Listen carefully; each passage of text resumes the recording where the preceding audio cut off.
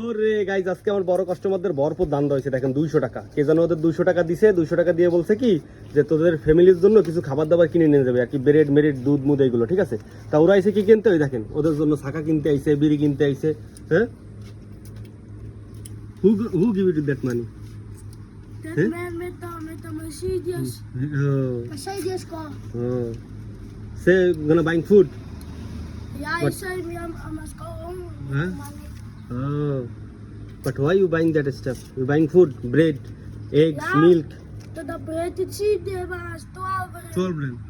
Oh, what is you buying cheap bread? I don't sell cheap bread. I have only 20 rand bread.